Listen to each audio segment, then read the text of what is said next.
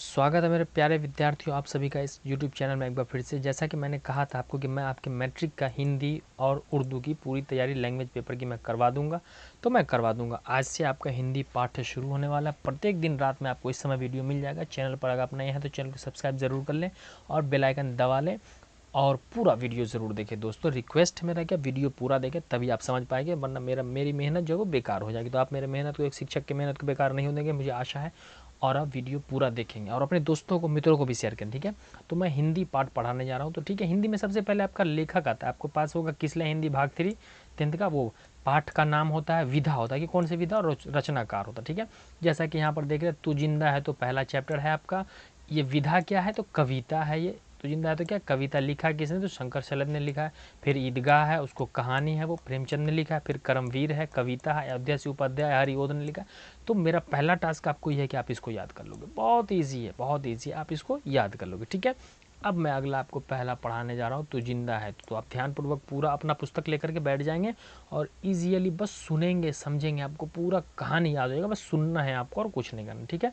तो चलिए हम आपको पाठ पढ़ाते हैं आगे। आप तो पाठ पढ़ने से पहले सबसे पहले हम ये जो येलो में होता है तो जिंदा, उसको पढ़ेंगे। क्या कह रहा है, ध्यानपूर्वक सुनेंगे। तो जिंदा है तो कविता गहरे जीवन, राग और उत्साह को प्रकट करती है, यानी हमारे अंदर दुख, मुसीबत और उत्साह को प्रकट करती है।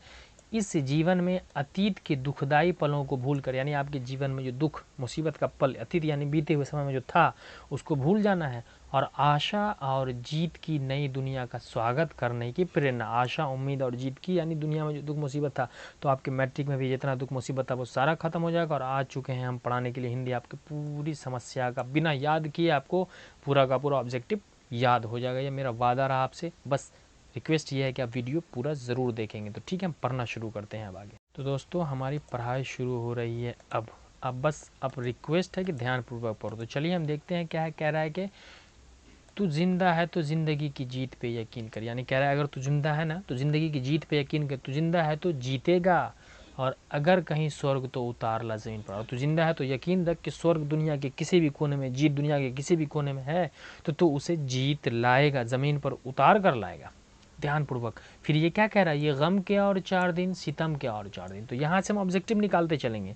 गम के कितने दिन, बोलो आप बोलो, 4 दिन। सितम के कितने दिन, 4 दिन। ऑब्जेक्टिव क्लियर आपका। ये गम के और 4 दिन, सितम के और 4 दिन, ये दिन भी जाएंगे गुजर गुजर गए हजार दिन। तो ये गम के 4 दिन और सितम के 4 दिन गुजर जाएंगे। क्यों, क्योंकि गुजर गए 1000 दिन, तो ये दिन भी गुजर ही जाएंगे, दुख मुसीबत के पल गुजर जाएंगे। फिर क्या कह रहा है, कभी तो होगी इस चमन पे भी बहार की नज़र, यानी ये जो चमन का अर्थ होता है बाग, चमन का अर्थ क्या होता है, फुलबारी, बाग। तो कह रहा है कि इस चमन पे, हमारे चमन पे भी बहार की नज़र आएगी, इस बाग में भी बहार आएगा, है ना, हमारे जीवन में भी जो है वो खुशहाली आएगी। फिर कह रहा है अगर कहीं स्वर्ग तो उतार ला ज़मीन पर, तो जिंदा है तो ज़िंदगी की जीत पे यकीन कर, यानी जीवन के दुख पलों को भूल करके, दुखदायक पलों को भूल करके नवीन पलों को जीना, ठीक है। फिर क्या कह रहा है, सुबह और शाम के रंगे हुए गगन को चूम कर, सुबह और शाम को देखोगे आप, लालिमा प्रातः काल की लालिमा, उनको चूम कर, है ना, गगन को चूम कर, तो सुन जमीन गा रही है कब से झूम झूम कर, यानी तुम कह रहा है कि सुनो, जमीन झूम झूम के गा रही है। तू आ मेरा सिंगार कर, तू आ मुझे हसीन कर। तो ऑब्जेक्टिव कह रहा है कि ज़मीन झूम झूम के क्या गा रही है, तू आ मेरा हसीन कर, तू आ मुझे सिंगार कर। फिर ज़मीन कैसे गा रही है, तो ज़मीन झूम झूम के गा रही है, अगर कहीं स्वर्ग तो उतार ला ज़मीन पर, तो जिंदा है तो ज़िंदगी की जीत पे यकीन कर। तो इतना जो मैंने पढ़ा है आपको, ये स्पष्ट समझ में आ गया होगी। ज़िंदगी के दुखदायक पलों को भूल करके जीने की बात बताई जा रही है। अब हम आगे क्या कह रहा है, ध्यानपूर्वक देखेंगे आप, बिल्कुल बने रहेंगे, हम आपको पढ़ाते हैं। अब क्या कह रहा है, हजार भेष धर के आई मौत तेरे द्वार पर। तो ऑब्जेक्टिव निकला कि मौत कितने भेष धर के आई, 1000 भेष धर के आई। 1000 भेष धर के कौन आई, तो मौत आई। दोस्तों ऑब्जेक्टिव क्लियर आपका। 1000 भेष धर के आई मौत तेरे द्वार, द्वार का अर्थ होता है दरवाज़ा। मौत जो है हजारों रूप लेके तेरे दर पे आई, मगर तुझे न छल सकी, चली गई वो हार कर। तो हार कर कौन चली जाती है, मौत हार कर चली जाती है। एक एक ऑब्जेक्टिव जहाँ राउंड कर रहे हैं ना, उसको आप कॉपी में नोट कर लोगे, यही ऑब्जेक्टिव बोर्ड में आएगा जी दोस्तों। तो 1000 भेष धर के आई मौत तेरे द्वार पर, मगर तुझे न छल सकी, चली गई वो हार कर।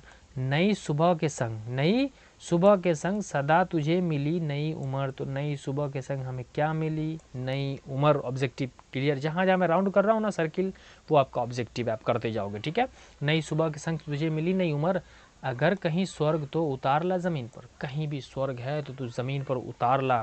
फिर कह रहा है हमारे कारवां को मंजिलों का इंतज़ार है, तो ऑब्जेक्टिव बनेगा हमारे कारवां को किस चीज़ का इंतज़ार है, तो मंजिलों का इंतज़ार है। हमारे कारवां को मंजिलों का इंतज़ार है। ये आंधियाँ, ये बिजलियाँ की पीठ पर सवार कर, यानी जिसको मंजिल पाना होता है ना, आंधी तूफान बारिश, वो सबको ठोकरा देता है, उसके पीठ पर बैठ करके सवार होकर के और अपनी मंजिलों को और स्वर्ग तक पहुंच जाते हैं। फिर कहता है कि तो आ कदम मिला के चल, चलेंगे एक साथ हम। क्या कह रहा है, तुम कदम मिला करके चलो, मैं तुम्हारे एक साथ चलेंगे। क्या कह रहा है, तो आ कदम मिला के चल, चलेंगे एक साथ हम। अगर कहीं स्वर्ग तो उतार ला ज़मीन पर, यानी सब आओ कदम मिला करके चलो, एक साथ हम चलेंगे। और फिर कह रहा है कि अगर कहीं है स्वर्ग तो उसे उतार ला ज़मीन पर, तू जिंदा है तो ज़िंदगी की जीत पर यकीन कर। यानी कुछ भी हो जाए, मुसीबत का सर कुचलना पड़े, जो भी हो, हम स्वर्ग को ज़मीन पर उतार लाएंगे। अब हम अगली पंक्ति देखेंगे कि आगे क्या कह रहा है। तो आगे आपका कह रहा है कि जमी के पेट में पली अगन, पले है जल जले। तो ऑब्जेक्टिव बना के जमी के पेट में क्या पली है, अगन यानी आग, और क्या पले हैं, तो जल जले। तो ये 1 नंबर का ऑब्जेक्टिव आपका क्लियर। जमी के पेट में पली अगन, पले हैं जल जले, टिके न टिक सकेंगे भूख रोग के स्वराजिए। स्वराज यानी अपना राज, आप नोट करते जाए, स्वराज यानी अपना राज। तो क्या कह रहा है, टिके न टिक सकेंगे भूख रोग के स्वराज, यानी स्वराज अपना राज जो होता है ना, चाहे जमीन के पेट में जैसे आगन और जलजले पले ना, वैसे टिके न टिक सकेंगे भूख रोग स्वराज ये। फिर कह रहा है मुसीबतों के सर कुचल चलेंगे एक साथ हम, चाहे जितनी भी समस्या हो, जितना भी मुसीबत हो, चलेंगे एक साथ हम। मुसीबतों के सर को कुचल देंगे हम, हमें आगे बढ़ना है जीवन में और हम एक साथ चलेंगे। देखिए हमें पुस्तक भी सिखा रहा है कि एक साथ चलना है, तो किताब को सिर्फ किताब के लिए ना पढ़े दोस्तों, आगे पढ़े। कह रहा है अगर कहीं स्वर्ग तो उतार ला ज़मीन पर, तो जिंदा है तो ज़िंदगी की जीत पे यकीन। यानी कहीं भी स्वर्ग है तो उसे आप ज़मीन पर उतार लाओ, स्वर्ग ज़मीन पर उतारने की बात है। ठीक है, आगे अब हम पढ़ते हैं। आगे क्या कह रहा है, बुरी है आग पेट की, बुरे हैं दिल के दाग। तो है ना, तो बुरी है आग पेट की आग बुरे हैं। उसके बाद क्या कह रहा है, दिल के दाग भी बुरे हैं। बुरे है आग पेट की, बुरे हैं दिल के दाग, ये न दब सकेंगे एक दिन बनेंगे इनकलाब। ये भूख, पेट की आग और दिल के दाग नहीं मिटते, ये एक दिन इनकलाब बनते हैं, विध्वंस रचते हैं। शोषण जो होता है ज़्यादा दिन तक नहीं चलता है। गिरेंगे जुल्म के महल, अब जुल्म अत्याचारों का महल जो हम पर कोई अत्याचार कर रहा है वो गिर जाएगा और बनेंगे फिर नवीन घर। नवीन का अर्थ होता है नया घर हम बनाएंगे। और अगर कहीं स्वर्ग तो उतार ला ज़मीन पर, तो जिंदा है तो ज़िंदगी की जीत पे यकीन कर। अगर कहीं स्वर्ग तो उतार ला ज़मीन, यानी बुरे हैं आग पेट की और दिल के दाग बुरे होते हैं, और ये इसको हम हटा करके रहेंगे, अत्याचार को ख़त्म करेंगे और फिर नया घर का निर्माण करेंगे। अब यहाँ पे आपको ऑब्जेक्ट, यहाँ शब्द अर्थ दिया हुआ है, यहाँ से भी ऑब्जेक्टिव पूछता है, इसलिए मैं इसे भी आपको समझा दूँ। शब्द और अर्थ, यहाँ ये पूछेगा कि यकीन तो भरोसा, यकीन का अर्थ होता है भरोसा। सितम जुल्म, जुल्म सितम, गुजर बीत जाना, चमन बाग फुलवारी, बहार शोभा सुंदरता, जुल्म अत्याचार, सिंगार श्रृंगार, कारवां काफिला, जमी ज़मीन, अगन आग, जलजले भूकंप, स्वराज अपना राज। जैसा कि वहाँ दिया गया था स्वराज के बारे में, तो क्या स्वराज अपना राज।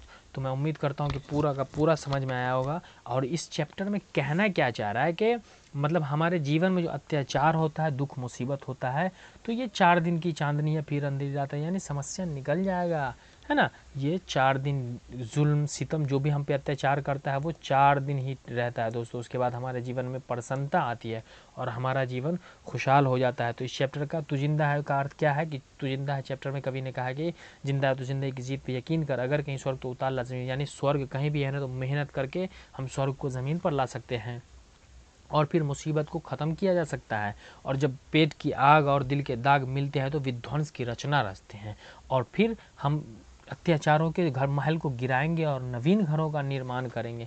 हमारे जैसे अत्याचार का घर गिर जाएगा और नवीन घरों का महलों का निर्माण होगा।